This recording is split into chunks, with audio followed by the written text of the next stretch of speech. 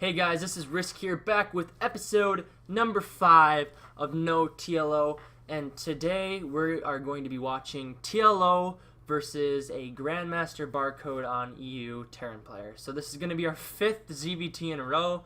Super excited for this one. It's a 6-minute, 6-second game, so without further ado, let's jump right on in. And one day I'll probably be good enough to actually have transitions between screens, but don't worry, it's on the way. But for now, we have to awkwardly throw our head to the right and look at the OBS screen and switch to gameplay. But that's alright. That's alright. So spawning in the bottom right corner, the unknown player. He's all over the world. He's everywhere. He plays thousands of games a day. It is Barcode. Even I've played Barcode before. Barcode is quite the player. Plays a lot. Changes his portrait all the time. Usually Barcodes are pretty friendly, believe it or not, unlike common belief. But we gotta hatch first. I shouldn't go times 2 speed. What am I doing? What am I doing? That's alright. What do we got going over here? Got gas, CC. You know, this barracks is in kind of a strange spot. Once again, this is so they can go ahead and get that reactor right there.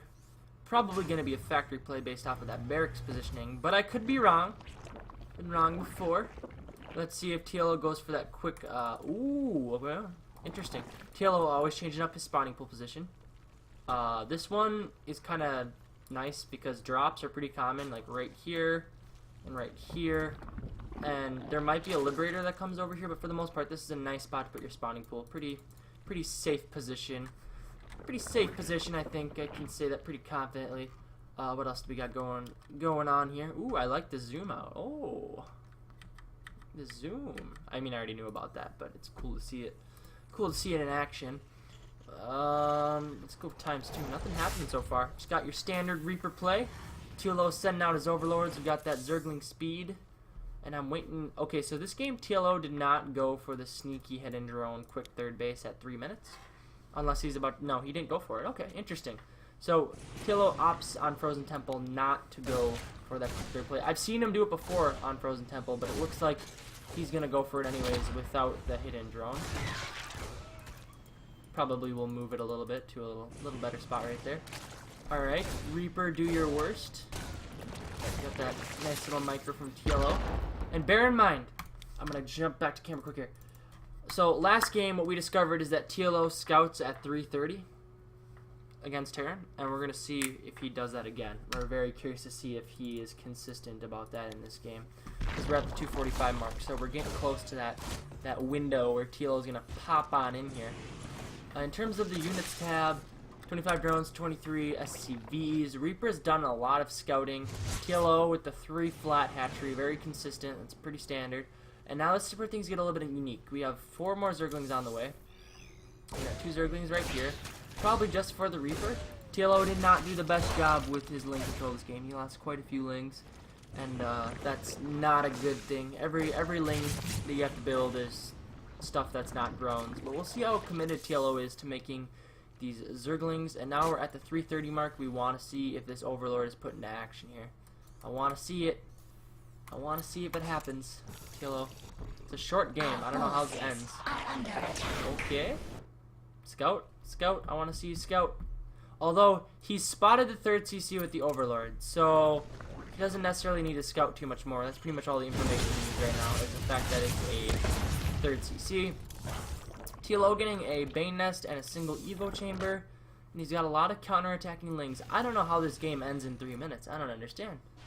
I don't understand. It's got me at a loss for words. And our Terran player, ooh, quite the memester. So that is why TLO, Mr. TLO, that is why you didn't scout. You didn't scout because you're going to use it to drop lings. How clever. See, this is why, like, I was kind of making excuses for TLO. It was like 3:30. I'm like, why hasn't TLO scouted? And then this makes sense. It's because he's going to do a play with this. And that's something to know as a Terran player maybe at a higher level. If the Zerg player does not Overlord scout you, maybe that Overlord's going to be going to something like this. But we have 6 Hellions right here. Our Terran player is going to see that there isn't any drones. So immediately this should have the alarm bells going full steam right now for this Terran player. He should know that there is something sketchy going on here. He should head back home right now, right this instant. He has no reason not to go home. We have a little baneling drop right here. Interesting. Interesting. What's going on here? What in the world? What? What? No! No! What? What? How is that a thing? That makes no sense. He just did that. He just dropped... TLO, you madman. TLO, you madman. Just dropped banelings on top of Hellions. Oh, wow. The shuttle play. Mass Zergling on the way. He's doing this off of... Notice what he's doing this off of. Almost full saturation at the natural. Double gas in the main base. He's not getting upgrades.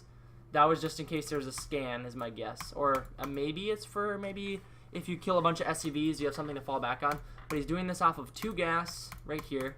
He's doing it off of 13 drones here. Close to full saturation here. And that's it. This is as all in as it gets. 45 SCVs to 32 drones. So TLO needs to get damage done here. And he is starting to drop these lings. And these Hellions are injured? No! Repair them! Repair them! And our Terran player still doesn't really have an answer to this. Doesn't. Terran player went for the third CC. You know, I wonder if TLO did this as a response to scouting the third CC with that first overlord. That definitely is a possibility. Oh, my soul. My soul hurts. There's not even a tank out. There's nothing. There is absolutely nothing. Absolutely nothing to be done here. Oh man. TLO with the plays. With the GGs. Wow. Wow, wow, wow. GG. I'm gonna go back just for a second here. I want to see everything that our Terrans see so far. So from our Terran's perspective, he saw that there's no drones at the third. He sees that there's some sketchy lings in the bottom left. He has a Liberator on the way. Oh, he went for Liberator. That totally makes sense. That makes a lot more sense.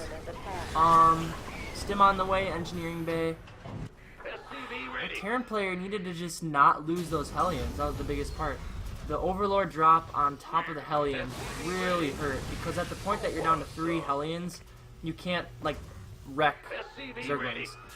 If the Terran player would have had 6 Hellions during this push, he would have had a lot more options. But because he only had 3, and 2 of them are almost dead, so, like, those guys are almost gone. And, I mean, he knows what's up. He sees a lot of Zerglings.